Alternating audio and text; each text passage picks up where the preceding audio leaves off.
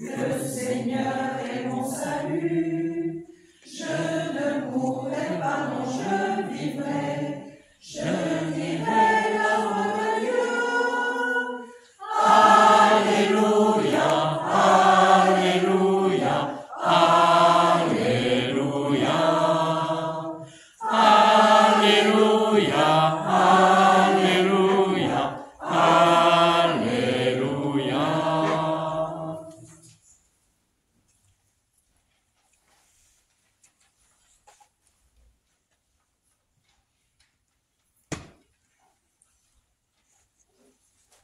Le Seigneur soit avec vous. Et avec votre esprit. Évangile de Jésus-Christ selon saint Jean. Gloire à toi, Seigneur.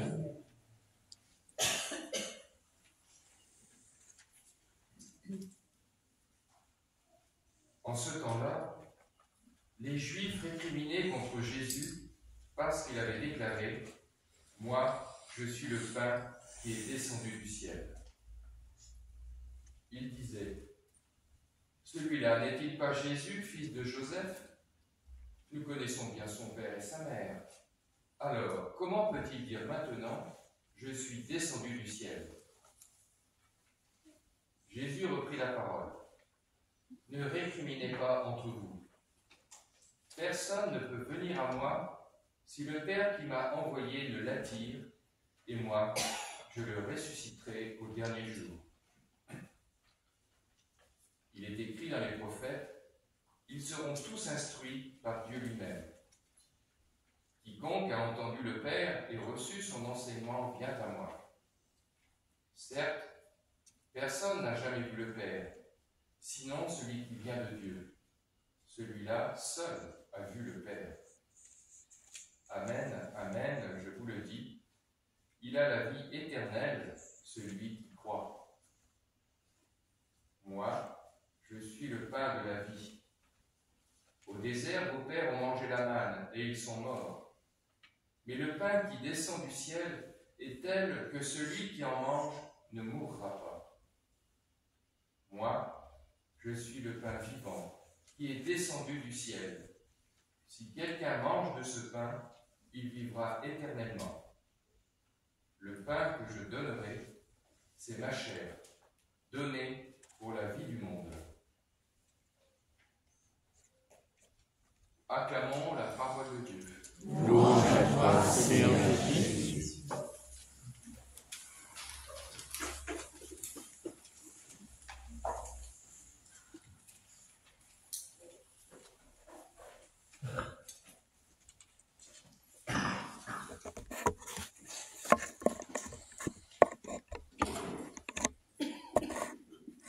Voilà le prophète Élie. Il est complètement vidé, épuisé. Alors il n'en peut plus, il a marché à travers le désert, il est pourchassé par la reine Jézabel. C'est vrai qu'il a réglé son compte à un grand nombre de prophètes et elle a décidé d'avoir sa peau. Voilà, elle a décidé de le faire mourir. Alors il part et il est désespéré. Il part, il laisse son serviteur, il rentre dans ce désert si peu fertile, où il n'y a plus rien. En fait, dans le texte, dans la traduction ici, on parle d'un buisson. En fait, c'est pas un buisson, c'est un genêt. Et le genêt, dans le texte, c'est le symbole d'une terre non fertile, en opposition à la vigne, qui est le fruit de la terre fertile et la promesse de Dieu. Donc, il est dans une terre infertile, il n'en peut plus, il veut mourir, il est épuisé. Voilà, c'est la situation, et peut-être qu'on peut rencontrer des personnes sur notre chemin qui vivent ce genre d'épuisement pour telle ou telle raison de santé, de famille, de guerre, des migrants qui ne savent plus trouver un endroit où reposer la tête. Il y a une forme d'épuisement, de lassitude, de désir s'absenter de vivre. La situation d'Élie, en ce sens-là, va rejoindre beaucoup d'humains dans des situations critiques. Et ce texte est merveilleux parce qu'il nous donne ce signe de l'espérance. Ce signe de l'espérance qui va se jouer à travers des choses extrêmement simples.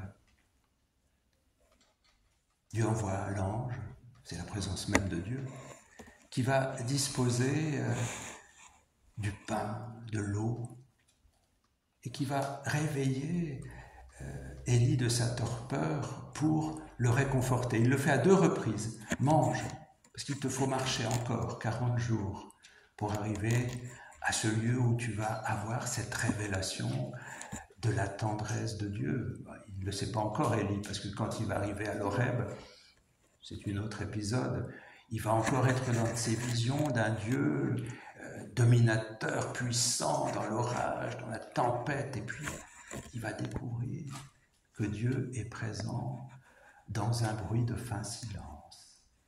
Voilà la tendresse de Dieu. Alors pour l'instant, la tendresse de Dieu se manifeste pour lui à travers des gestes très simples, du pain, de l'eau. Bon, aujourd'hui, ça nous parle de l'eau. On va avoir 40 degrés ici, à Angoulême cet après-midi. Fraîcheur, douceur, tendresse de Dieu.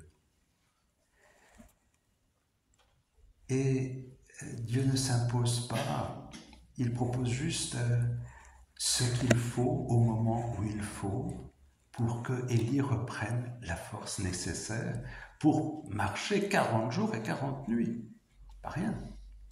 Pour traverser le désert.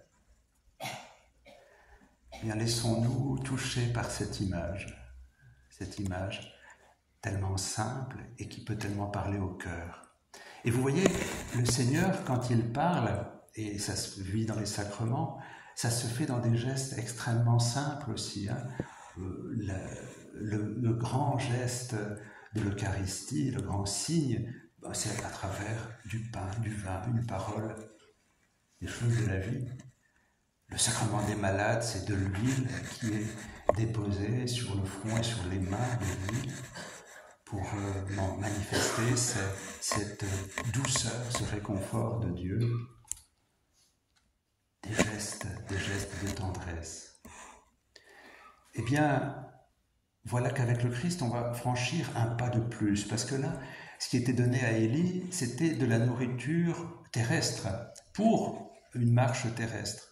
Et ce qui va être donné par le Seigneur, le Père, eh bien, ça va être ce pain nouveau qui est Jésus. Et il nous dit, comme il a dit à Élie, quand nous sommes fatigués, quand nous sommes épuisés, eh bien, prends ce pain que je te donne. C'est un pain pour vivre, un pain qui va te rejoindre au plus profond de ta détresse pour te donner ce goût de l'amour qui vient de mon cœur. Ne contristez pas l'Esprit Saint, nous dit la deuxième lecture. Mais ne refusons pas cette tendresse de Dieu, qui est une force, qui est une paix, qui est une transfiguration de tout ce que nous vivons par l'habitation de Dieu au plus profond de nous, par la présence du Christ dans ce pain qui est donné. Il faut se laisser faire, il faut se laisser aimer, dans notre fragilité, se laisser aimer. Lâcher prise pour recevoir ce don extraordinaire et pourtant dans des gestes tout ordinaires de l'amour qui se donne. Se laisser aimer.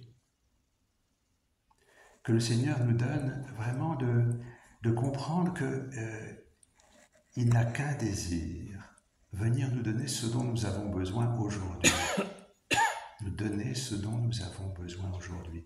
Et pour ce faire, le Christ va descendre dans le plus profond de notre cœur. C'est ça qu'il fait. Il descend jusque là où nous sommes en souffrance pour venir toucher, guérir, apaiser, relever. Eh bien, tout simplement, ce qui nous est proposé aujourd'hui, c'est d'accepter ce pain de vie que le Seigneur nous donne, de nous laisser habiter par cet amour sans limite pour recevoir la grâce de la vie. de la vie éternelle qui est donnée ici et maintenant pour nous projeter dans le cœur de Dieu pour l'éternité. Que ce pain que nous consommons dans la parole et que nous allons recevoir dans l'Eucharistie, eh bien, nous donne vraiment d'être transformés dans ce bon pain. Et vous voyez, on entend un message qui vient du ciel actuellement, et je suis sûr que le Seigneur va confirmer tout ce que je viens de dire, n'est-ce pas? Allô? Oui, tu as raison, c'est bien ça. Eh bien, que le Seigneur nous donne cet humour de Dieu pour recevoir l'amour de Dieu.